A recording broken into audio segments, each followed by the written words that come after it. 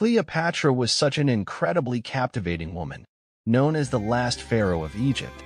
Her life was filled with so much power, love, and even some tragedy. People have different opinions about her character. Some think she was really good at winning over men's hearts, while others see her as a true queen.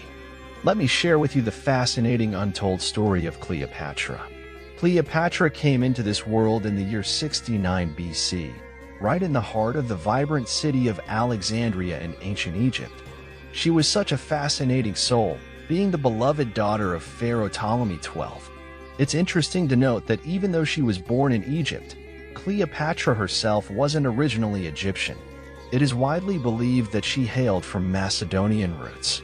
Her family, known as the Ptolemaic dynasty, had been in power in Egypt for a remarkable 300 years, ever since the time of Alexander the Great. Interestingly, it's quite fascinating how the Egyptian people willingly accepted the governance of a Greek-origin family without any resistance, not even feeling the need to learn the ancient Egyptian language for 3 whole centuries. Cleopatra, from a young age, was fortunate enough to receive a quality education and always displayed a keen interest in ruling. At one point, her father even made her his deputy to help him rule the kingdom, which was super cool. And as Cleopatra grew older, everyone started noticing how beautiful she was. With her fair skin, she stood out in Egypt, which was pretty awesome. However, her beauty wasn't just about how she looked. She was also super smart, with a really sharp mind. And get this, she could speak 9 languages, even the ancient Egyptian language that her family never bothered to learn. Thanks to this, Cleopatra had the wonderful opportunity to connect with the amazing Egyptian people, showing a deep interest in their lives and capturing the hearts of all Egyptians. When Cleopatra turned 18, her father, King Ptolemy XII, sadly passed away. In his will, he expressed his wish for Cleopatra to marry her 10-year-old brother, and together, they would rule the country. This was in line with the family's long-standing custom of avoiding marriages with Egyptians and instead choosing to marry within the family to preserve their lineage. Cleopatra respected this tradition by marrying her younger brother, 13-year-old Ptolemy XIII, and together they began to co-rule Egypt. However, as time went by, the relationship between the 2 siblings and their spouses started to deteriorate.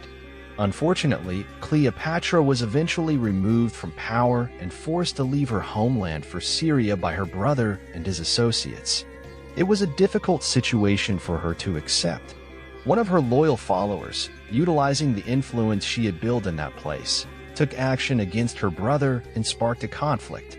Just as war seemed inevitable, in 48 BC, the esteemed ruler of the Roman Empire, Julius Caesar, arrived in Egypt. Cleopatra had a clever plan to meet with Caesar and try to influence him. However, she knew that her brother and his men might try to stop the meeting.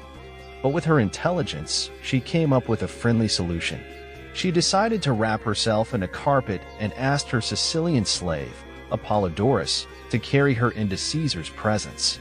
When she popped out of the carpet, catching Caesar off guard with the Queen of Egypt right in front of him, he was totally blown away by her smarts, bravery, and beauty. And just like that, one of the most epic love stories in history began between the Roman Emperor and the Queen of Egypt. Cleopatra, by capturing Caesar's heart, managed to win his support in removing her brother and husband, Ptolemy XIII, from power, thus becoming the sole ruler of Egypt. As Egypt's governance was restored, Cleopatra's relationship with Caesar blossomed. From this special bond, she gave birth to a wonderful son named Caesarion, lovingly nicknamed Little Caesar. However, historians suggest that the closeness between Cleopatra and Caesar was more of a connection built on shared interest rather than a grand love story. When the 2 first crossed paths, Cleopatra was a vibrant 21-year-old, while Caesar, with his wisdom and experience, was 52. In this special bond, Cleopatra had a big dream of joining forces with the Roman Empire, the mighty superpower of the ancient times, and ruling over almost the whole world as we knew it. She even saw Caesar's son, Caesarion, as a worthy successor to the throne. However, When Caesar was tragically assassinated in 44 BC by Roman senators, Cleopatra had to temporarily put her dreams on hold and return to Egypt. With Caesar's unfortunate passing, Octavian and Marcus Antonius rose to power in the Roman Empire, forming a joint rule. In a delightful twist of fate, Octavian had the honor of ruling over the western half of the empire, while Antonius took charge of the eastern half, including the enchanting land of Egypt. It is said that during a visit to Egypt in 41 BC, Antonius, captivated by Cleopatra's beauty, fell head over heels in love with her at first sight. Marcus Antonius and Cleopatra decided to share their lives together and eventually tied the knot, however. The Roman Senate saw Marcus Antonius's vision of uniting the eastern part of the empire with Egypt and creating a new empire as something to be cautious about. Antonius's decision to contribute a portion of the earnings from certain Roman provinces to Cleopatra was the final tipping point. Cleopatra was labeled as an alluring and sophisticated individual who was involved in various intriguing activities. She was also considered a formidable adversary by Octavian, who governed the Western territories, leading to the declaration of war against Egypt.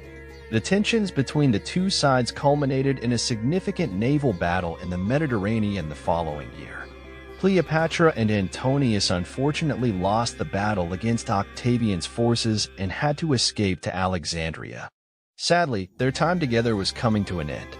On August 1st, Antonius made the decision to end his life in the Roman tradition, using his own sword. 12 days later, Cleopatra, in her own unique way, also chose a method of passing that reflected her extraordinary life. According to accounts, she chose to peacefully pass away by allowing a harmless snake to give her a gentle bite, a method as unique as her life. After Antonius's passing, Cleopatra was taken into custody by Octavian. Octavian also took custody of Caesar and Cleopatra's son, Caesarion. Considering that there were already two Caesars in the world, Octavian made the decision to have Caesarion executed. It is worth noting that our current knowledge about Cleopatra largely relies on the accounts provided by Octavian, the Roman emperor who had a strong dislike for her. However, there are some historians who think that the Cleopatra we know from Octavian's descriptions might not fully capture her true character and appearance. The Roman historian Blüdderkos tells us that Cleopatra was not just beautiful, but also incredibly intelligent and cultured. She dedicated herself to improving the lives of the poor Egyptian people, taking many steps to make a difference. Now, let's explore who the real Cleopatra was.